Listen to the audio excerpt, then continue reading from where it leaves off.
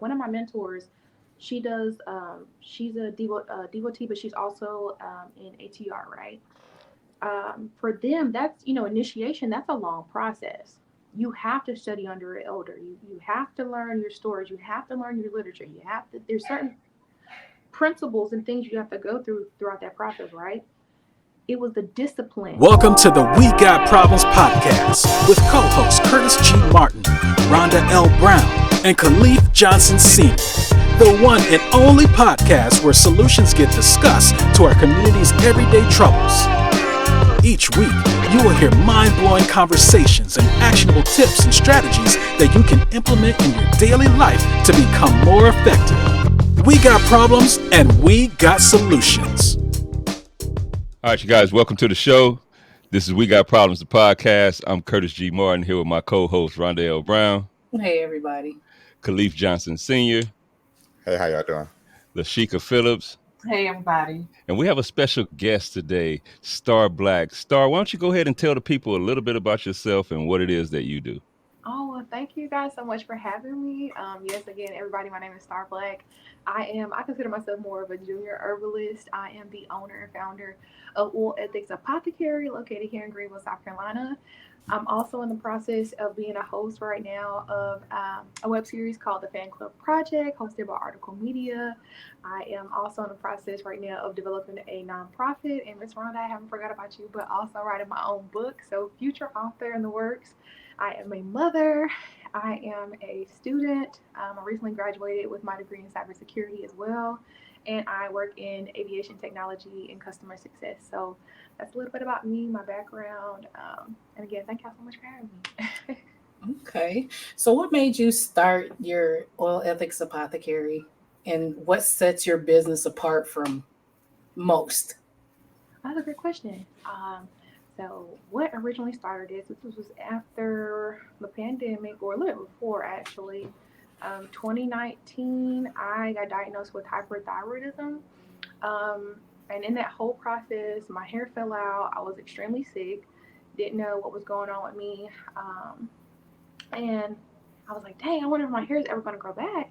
And, oh, okay, mommy's talking right now. What's up? Okay.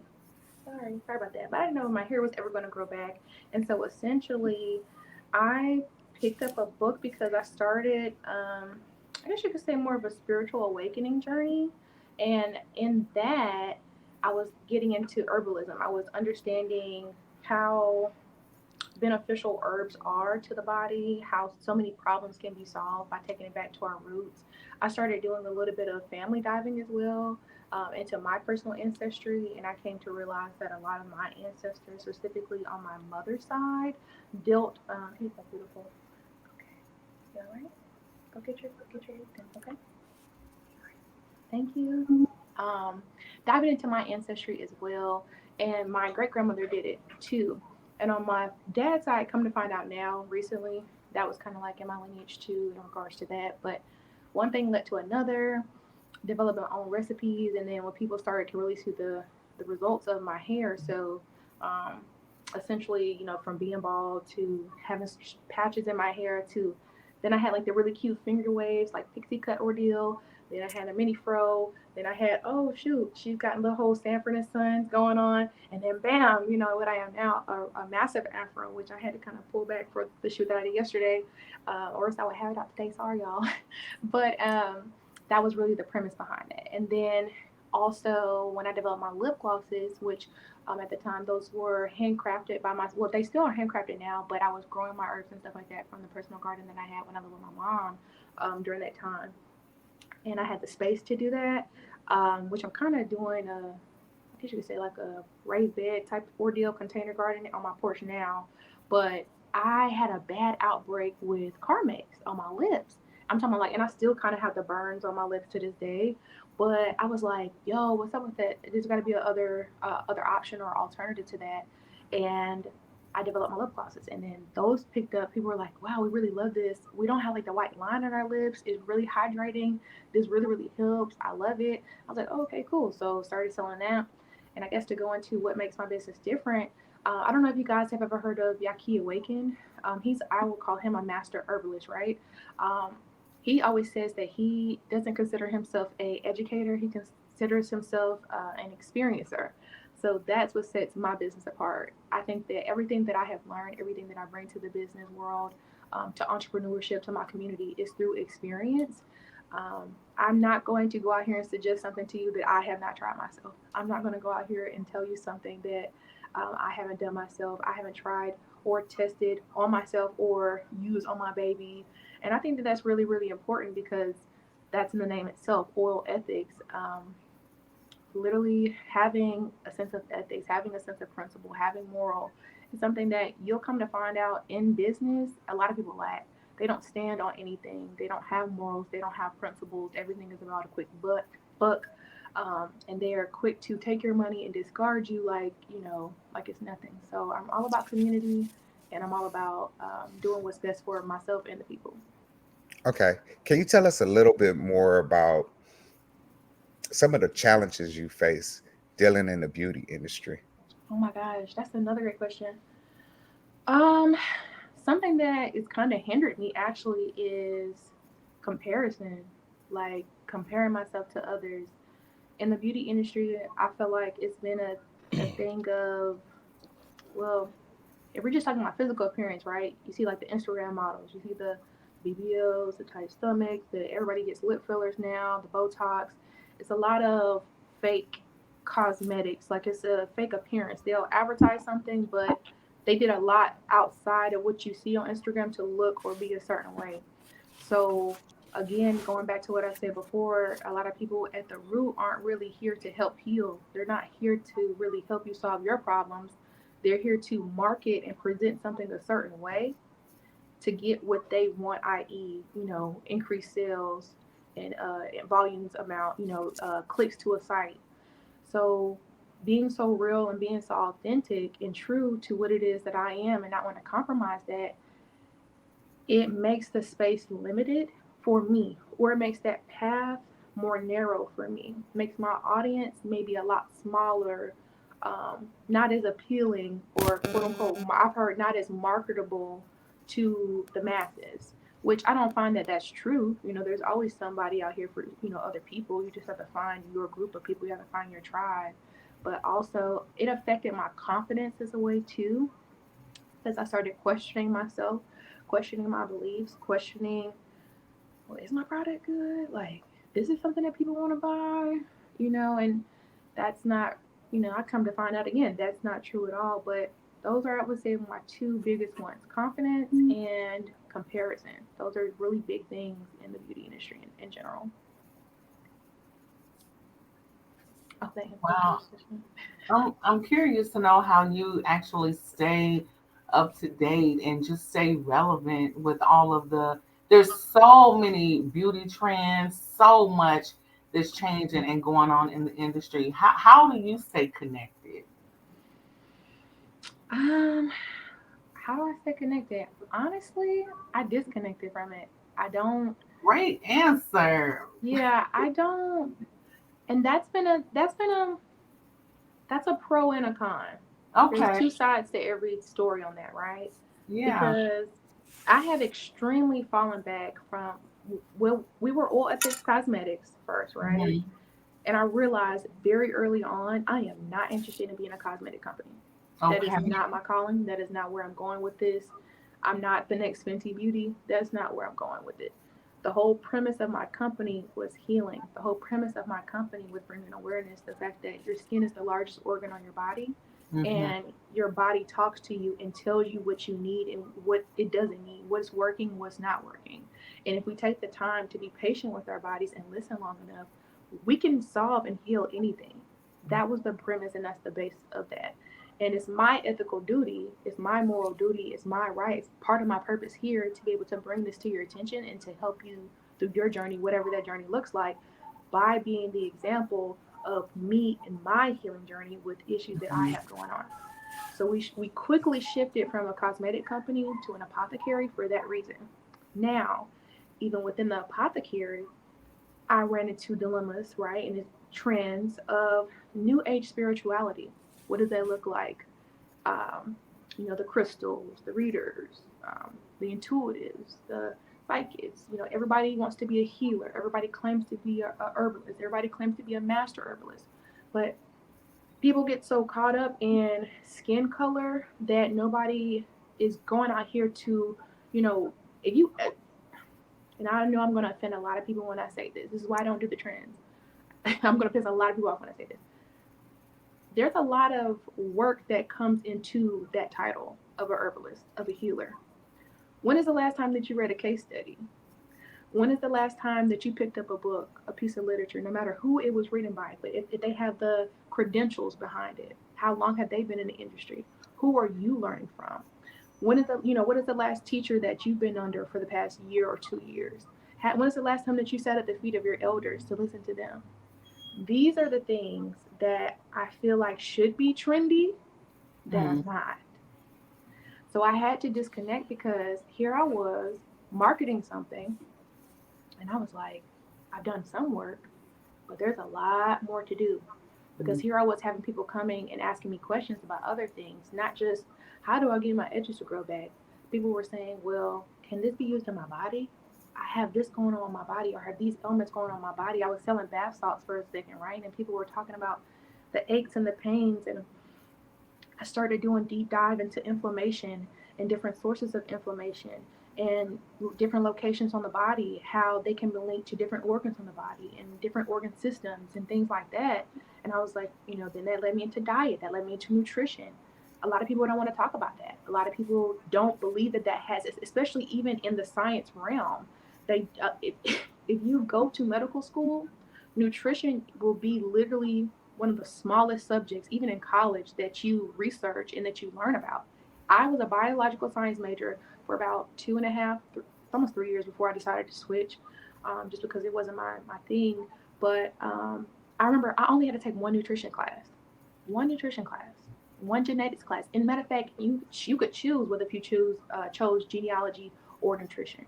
But people want to talk about that. People don't understand your genome. People don't understand, how polypeptides and, even what fat, hydrophilic, how those things affect depending on what you eat, how that can be, exposed or expressed throughout your skin. So again, when it goes back to the trends, it was like, it's a con because my business took an extreme hit because I wasn't doing things like this, putting myself out there, bringing awareness. Because when I come, I want to come correct. When I come, I want people to know, like, these are the things that I'm working on, and I'm in no rush to put anything out there just for money, just for a buck.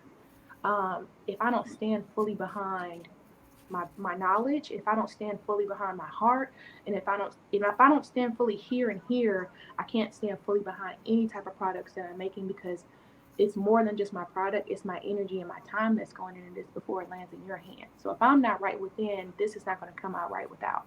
So it's a beautiful thing, beautiful thing pro, because I'm different in that way. I'm willing to take the time and put in the effort. That way 5 years down the line, I can really say, yo, I've really been doing this, and I've really been putting in the work, and I've really been doing the research, and here are the people that I'm learning from, X, Y, and Z. But then it's a con because it's like that short-term gratification, and it's not popping on Instagram, and it's not, this and the glitz and the glam.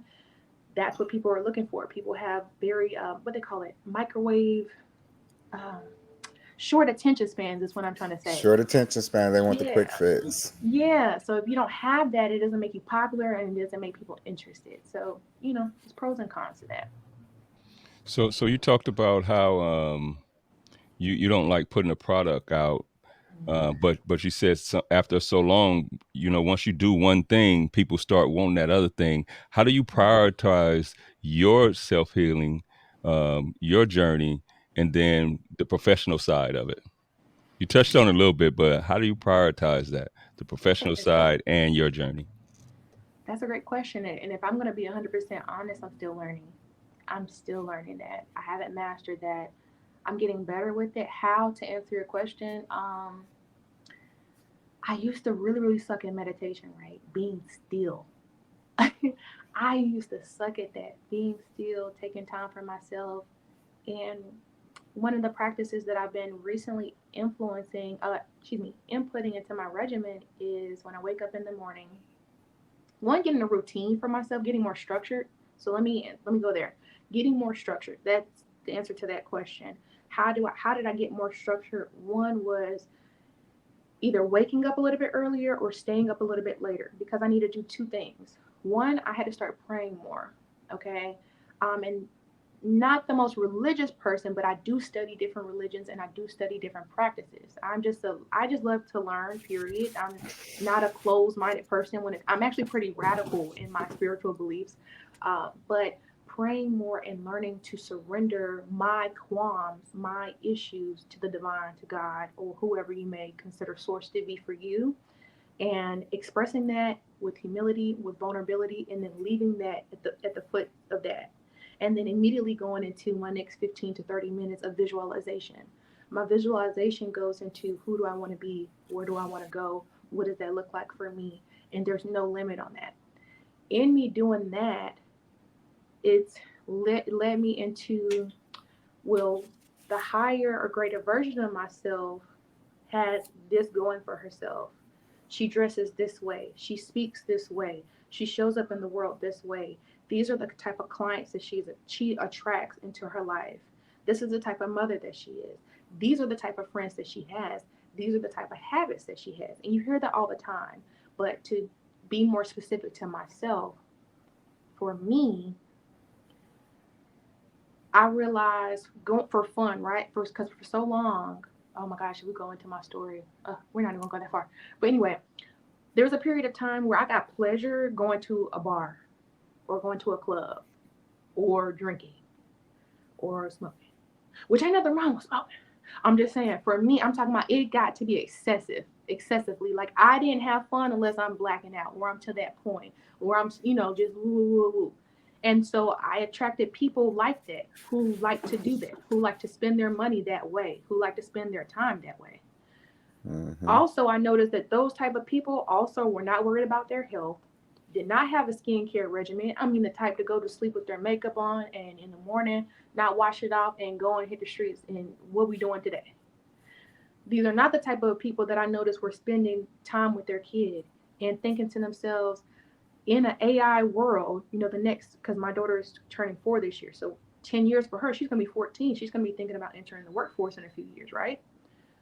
They're not thinking about how they're setting their kids up for success to survive in a world like that. Yes, baby. You're what, baby? The youngest guest on the We Got Problems podcast. I'm not. What's Boo saying? Yeah, that is amazing to think about how you do attract the people from the energy you put out. Yeah, that's one that we don't really talk about, because you are what you attract what you are. You really And do. and if you're a person that really hangs out and live a lifestyle of the turn up, that's the only people you will invite around you. That's the only people that be attracted to you. So, you got to get in the mirror and check some things to get that right. No, you really, really do. And then like I said, talking about we were talking about the balance, right? Professional versus personal. Here I am. I'm telling you, like, I'm starting to, okay, so one of my mentors, she's a devotee, but she's also in ATR, right? For them, that's, initiation, that's a long process. You have to study under an elder. You have to learn your stories. You have to learn your literature. There's certain principles and things you have to go throughout that process, right? It was the discipline, right? And I was wondering why me and her, she was kept telling me, you got a long way to go. You have to, she told me, you have to fall in love with work. That was her thing. Falling in love with work. She said, a lot of people don't want to work. Now, work doesn't have to be miserable. If you're working towards your passion and your purpose, that's going to be fun. It's going to be hard, but you have to fall in love with that work. I'm realizing I'm hanging around people who are honestly very lazy, who aren't risk takers, who will take a chance on everything else. You will spend your last in a bar before you spend last on your business, before you spend your last on a book. And I can't, again, call myself a herbalist and a business owner if I'm scared to invest in myself, if I'm scared to invest in my company, if I'm scared to make any healthy investments, period. I'm all in with making these negative investments. I'm all in with literally drinking a carcinogen. I'm all in with that. I'm all in with drinking cancer, but I'm not all in with going to save up money to go study under, an elder for the next 2.5 years, or buying a $25 book. Nah. I had to sit down and get real with myself about it. So how did I balance that? I started realizing that a lot of the things that I could be doing, I wasn't doing. So I had to be real with myself and be like, well, I got to make those type of changes. So when I started doing the personal stuff, the professional stuff really started to fall in place behind the scenes. So a lot of the stuff that I've been able to grow and cultivate so far is my network, because that was a big thing too. I realized I can't get everywhere by myself. And that's what I was trying to do professionally.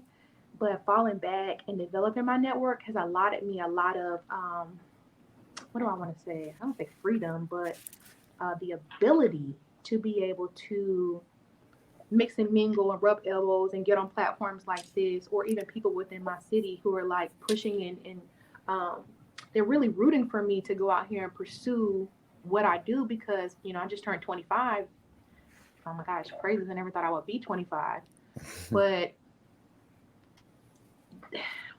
I'm 25 hanging out with 40-year-olds or 35-year-olds or 55-year-olds. And what do I gain from that? Time. Because I'm speaking with people who are older than me, who have done, made the mistakes, who have done the research. And that saves me a lot of time, so I can be here with my little one and I can help her through her journey. And a lot of people my age aren't thinking about that, unfortunately. So that's really how I do that. I make it my mission to pay attention to who I'm around, making my mission to pay attention to myself, my body, and listen to what my body needs. Even if it's just something as simple as sleep. Because, we're talking trash, how you feel about eating. But when I don't sleep, when I don't get enough rest, I'm a whole different person. I'm a whole different person. So for me, that's why I had to cut out some of those things, because it was like, yo, you're wondering why you're not on your A game. You're wondering why you can't tap into your creative juices. You wonder why you're struggling, focusing and counting and doing simple stuff. You're not getting no rest, baby, because you out here trying to do this. You're trying to be fast on the ASS. Excuse my language, but yeah. So yeah, that's kind of how that went. So what advice would you give aspiring entrepreneurs that want to enter into the beauty industry?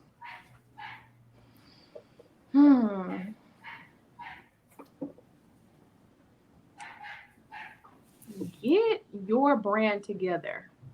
Like, what do you want your brand to be about? And I'm telling you, take the time on that and don't budge on it. Because when you figure out who it is you want to be, what does your brand look like? And when I say brand, I used to get my business and my brand, and I always mispronounce this word. I'm educated, y'all. Misconstrued. Okay. That's one word to this day I have a hard time. I can spell it, but it's pronouncing it. Oh my mercy! Don't judge me, y'all. Don't judge me. But I used to get those mixed up all the time. My business versus my brand. My brand is this. Who is Star? What does she stand for?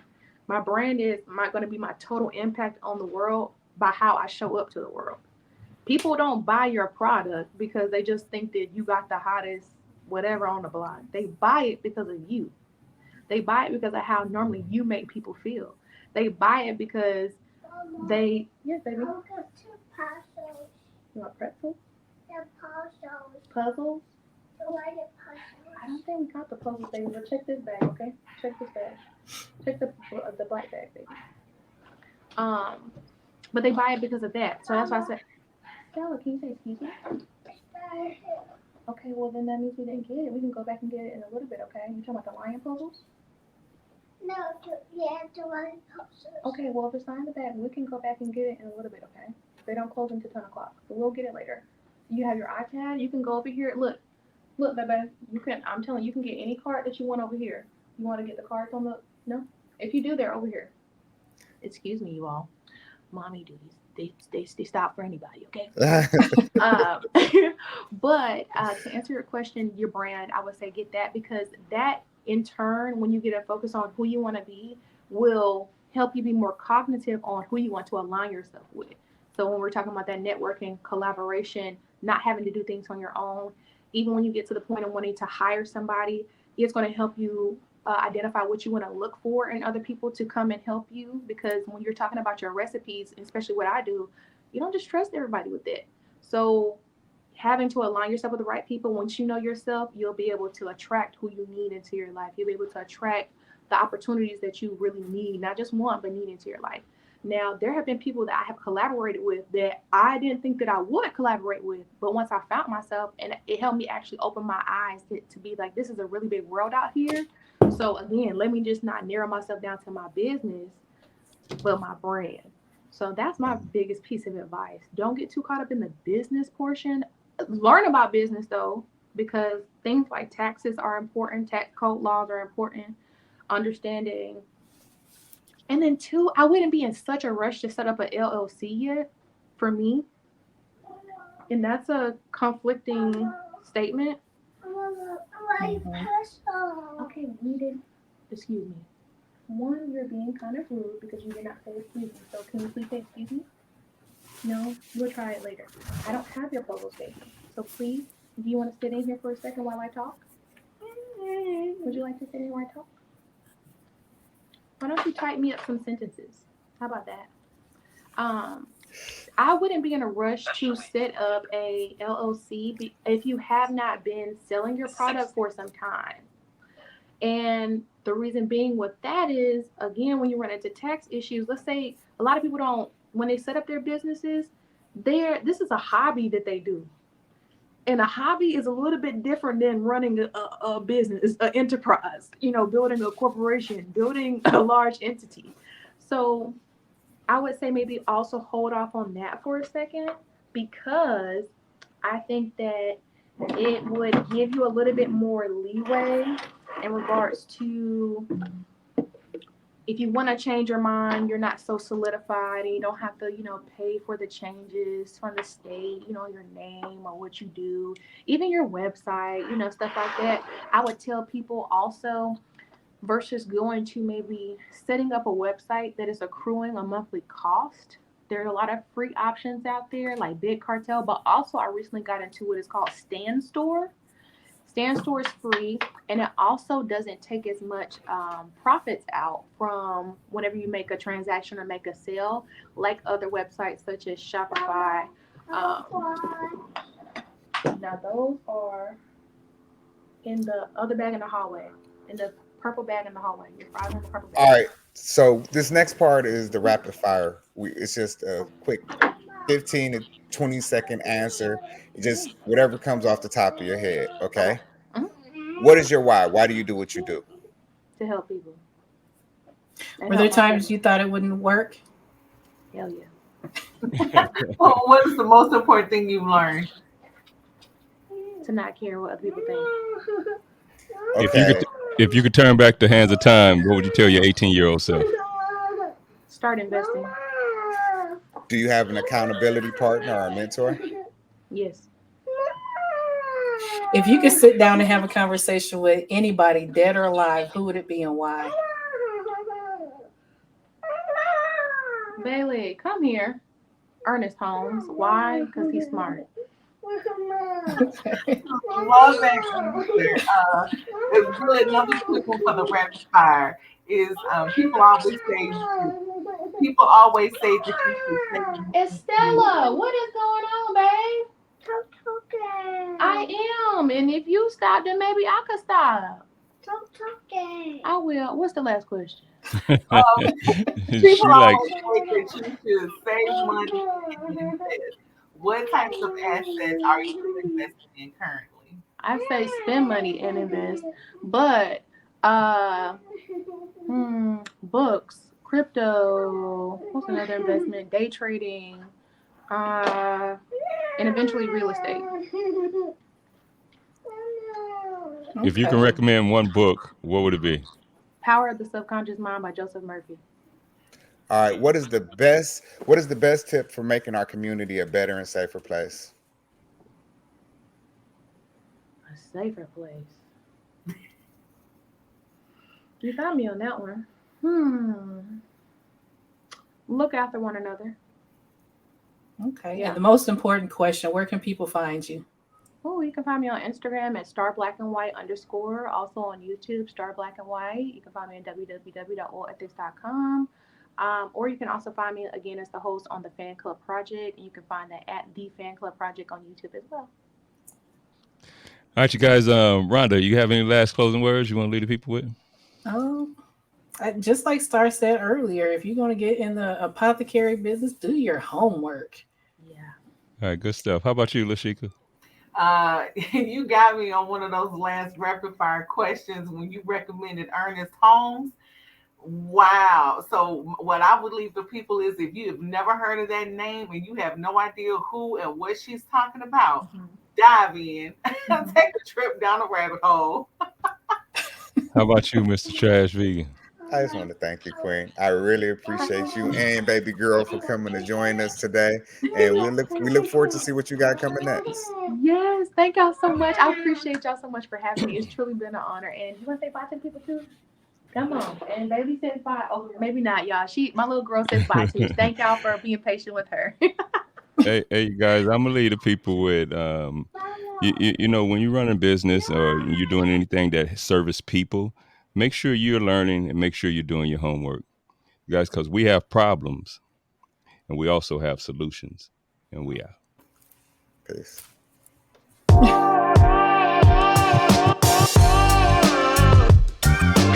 From the team at CRC Empire, we want to thank you for listening. To stay connected with us, like, share, and subscribe to the We Got Problems podcast. You can find us on social media platforms at Curtis Martin 247, at Rhonda Wrights Official, and at the_trash_vegan_. We got problems and we got solutions.